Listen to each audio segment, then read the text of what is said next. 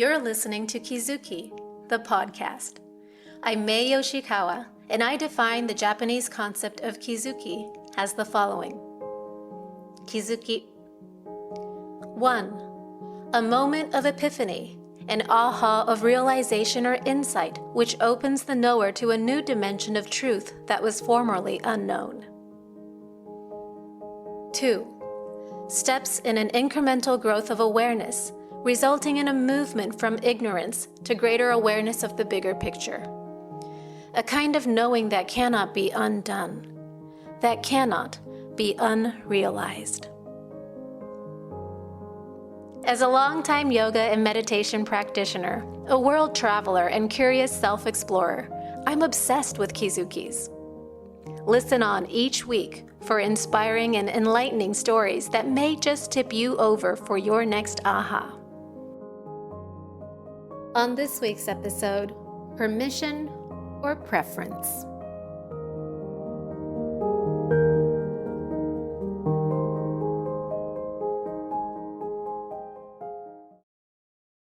Today, I want to share a simple distinction that has been quite meaningful for me. And I have a feeling that once you hear it, you won't be able to unhear it. Very simply put, it's this. There is a difference, a huge difference between living from preference and living from permission. Or, more specifically, requiring permission. And I want to make that distinction because, at first glance, it can look similar on the outside. You might not be able to tell the difference. Both carry this feeling of desire or internal movement towards something, a pull towards the thing or a place, a goal, a value, or a life that you see for yourself. On the outside, it sounds like, yes, this is the life I want. But the energy underneath it, that instigating force beneath the desire, is completely different. So I want to make that distinction. Preference feels clean. It's not clingy, and it's light. It's very slight, but preference says, I choose this because I like it, because it feels aligned with me. It expands me. Or it might sound like, I prefer this path over the other because it just feels right for me. And so there's no dependency in it.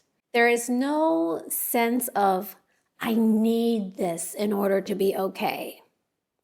At the same time, preference doesn't invalidate every other option on the table. It doesn't bulldoze through other options like, oh, no way, it has to be this.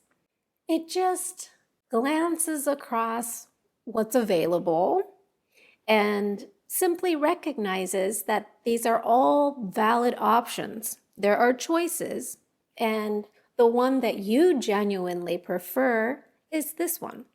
There's no hierarchy there, like this is better and that's not cool, or it doesn't have to diss other options to simply pick the one you want. And there's certainly no sense that you're hinging the rest of your life upon it, as if to say, oh, my life can only begin once this happens, once that's fulfilled. So when I say that living from preference is clean, I mean that it's energetically grounded and it's not charged with this neediness. It's simple but powerful, or shall I say, empowered. Now, permission, on the other hand, can look similar from the outside, but energetically, it's made of completely different stuff. What I mean by living from permission is this. It's a sense of clingy attachment to a particular outcome, and although it's almost never spoken out loud, the internal drive, the energy says, I need this to happen in order for me to become who I'm meant to be. I need this circumstance, this environment, this timing, so that I can finally be that fullness of myself. And that neediness or clinginess is where things start to contract.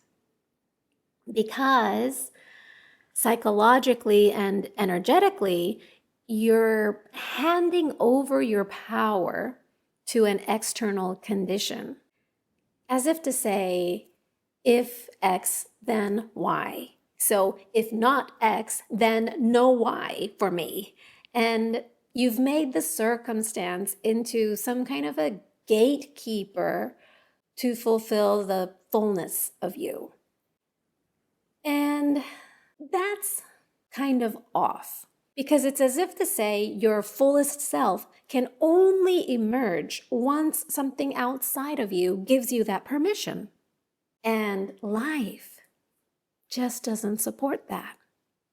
Not because life is punishing you or it has something against you, or it's giving you some resistance that you're supposed to overcome. Not because life is punishing you, but because the premise itself is misaligned. So let's take a close look at the premise. Once again, because these things, they're not spoken, they're not spelled, they're not written down. But the premise is like this underlying belief that is painting your choices. It's the premise that holds the psychological and energetic power that's driving your life.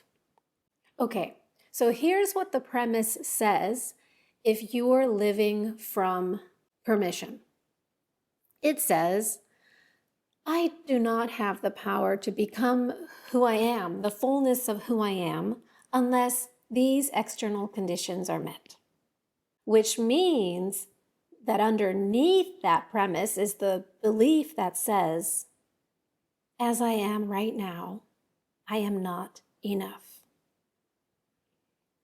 It's subtle, it's sneaky, and it's fear-based, right? And because that underlying belief says, I am not enough as I stand now, what happens? You wait. You hesitate.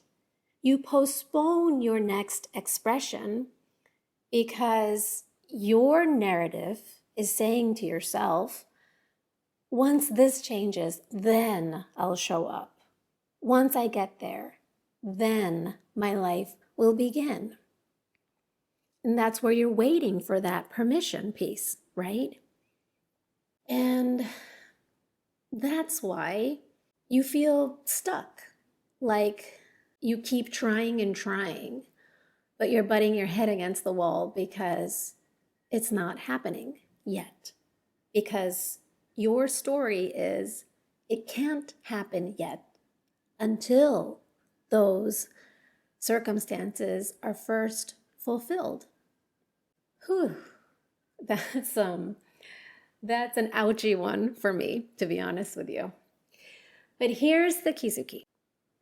Let's think about it. Because if your fullest expression is truly about you being as best as possible, you as possible, then it cannot be conditional on anything outside of you.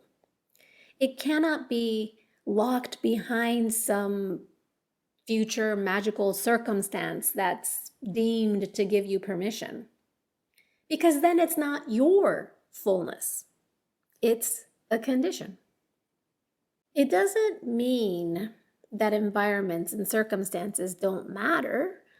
Of course, in many ways they do. Energy matters. People matter. Opportunities matter. But they are not the magic in the formula that gives you the permission that you need to fulfill your destiny. They are there as a reflection and an amplifier of what's already online, because you are the beginning. You are who this is all about. And that's the difference between living from preference, which is wholly grounded in you and the empowerment of you, versus permission, where you need that external piece to open your way through. So the shift is not, oh, stop wanting what you want. That's kind of the tricky part, right? Because it's more subtle than that. The shift is removing the belief that you need it in order to become fully yourself. In a sense, for me anyway, that's hard only because you have habituated yourself into believing that you need that piece to become fully yourself. You've believed it for so long that you don't know what it looks like to not need it. You can still prefer it, but because preference isn't clingy or needy, in the meantime, on a day-to-day level, what living from preference looks like is just simply making do with what you've got and being fully you as best you can with what you got here and now. In other words, you become available to the fullest expression of your future now. You start expressing that before all of the circumstances reflect that. You start building with what you've got, and you're showing up day after day as best you can. You can still say, this is what I choose, and that is where I'm going. But you're just no longer waiting for it to make you whole. And day by day, you're leaning into already moving as someone who is already well on her way to fulfill that destiny. And from that self-empowered place, life moves with you. Life meets you differently. Opportunities respond differently because you're not waiting for permission. You're walking with power. Okay, so here's something to sit with. Where in your life have you turned a preference into permission? And what would shift if you no longer needed that thing in order to become the version of yourself you already know you're here to be?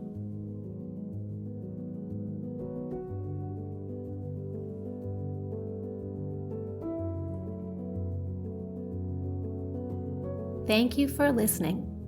If you missed the recent Kizuki Journaling online session, the on-demand replay is now available at maey.live under On Demand. And if you'd like to be the first to know when the next live session opens, you can sign up for my weekly newsletter at the bottom of maey.live or kizukijournaling.com.